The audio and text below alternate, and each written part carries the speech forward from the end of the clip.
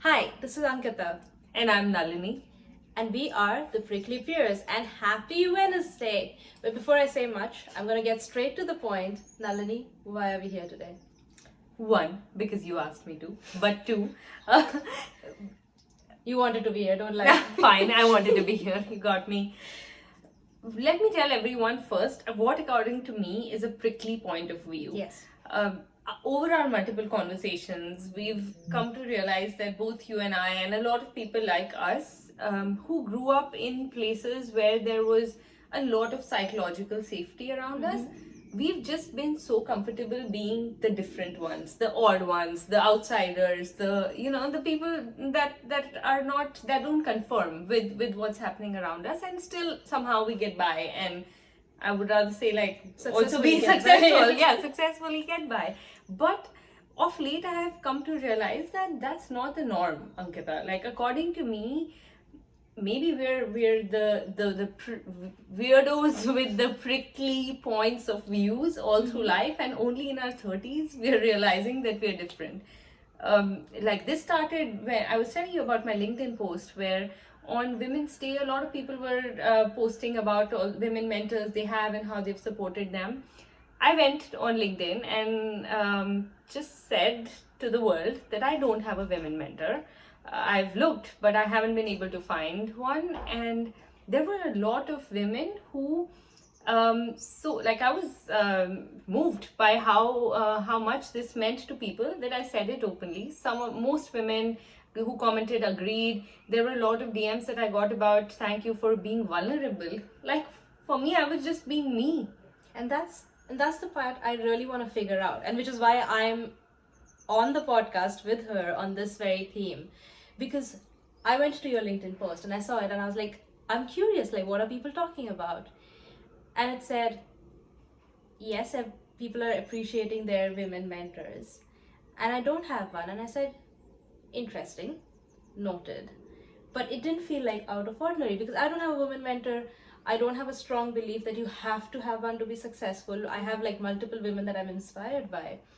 And that's the thing, like the point of views that you've been calling prickly seem very normal to me. Like I really don't think they're that prickly.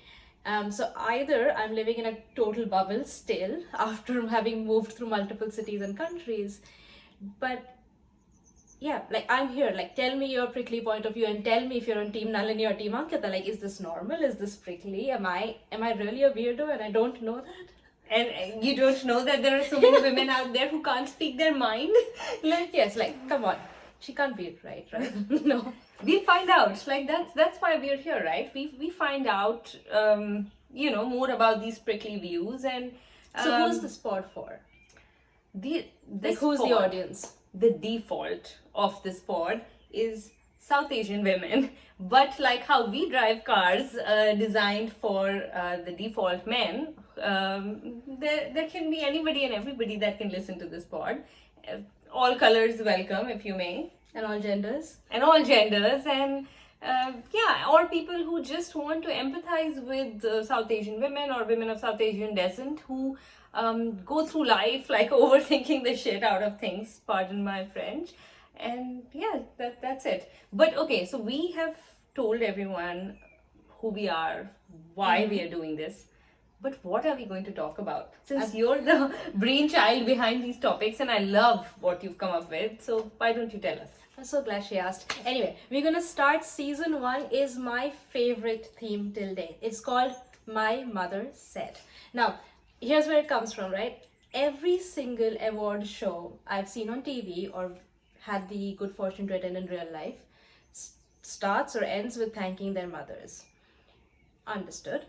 A lot of people, you ask them for role models, they'll list a few, or if they have just one, by default, the mother has to be there. Now, I do want to start with a disclaimer saying I love mothers and mother figures, so this is not an episode where I'm trying to... both of us, include me. Both of us love our mothers. They are our role models too. Yes. But that's the point, right? A lot of times, our mothers, including your and mine, have told us things that may hinder our growth, right? So I have examples of friends who've been told, like simple things which attack our self-confidence, like you're too fat, you're too dark, like don't go out and get tanned too much. But also greater serious issues like your husband's beating you up, but the mother says stay in the relationship, try and make it work, have a baby, maybe that'll make the relationship work. I've had friends who've been told don't pursue that career because like how are you going to earn a living, or that's not the right thing for a woman to do, what would the society say?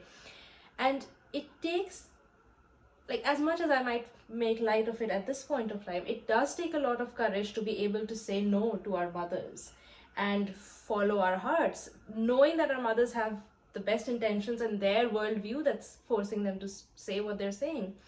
So yes, that is season 1. And we're still looking for our final set of guests, the people that we want to speak about, speak to. And if you are watching this video on Instagram, like we have a form there which you can fill about any of the prickly points of views that you have stood up to your parents, your mom on. Maybe your life turned out just a tad bit better because you had the courage to go against your mom that one time. That's what we have a few people in mind, and you know who you are. But please, if you have stories and things that you want to share with us, or you just want to tell us which team you're on. Yes, we wanted to know like a few things, right? So what are our takeaways? Listen to this pod, like, subscribe, tell your friends.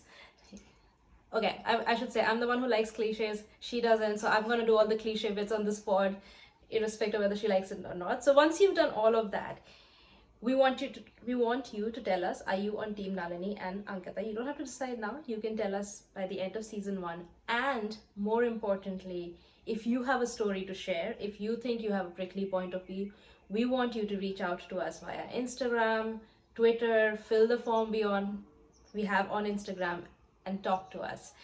More than a pod, this is the start of building a community. Yeah. We want to collect prickly peers along the way. And am I missing anything? Oh no, yes, the one last cliche you wanted to do. Yes, we had a huge discussion. This is how we're going to end each episode. I'm going to say over and out. That's better than part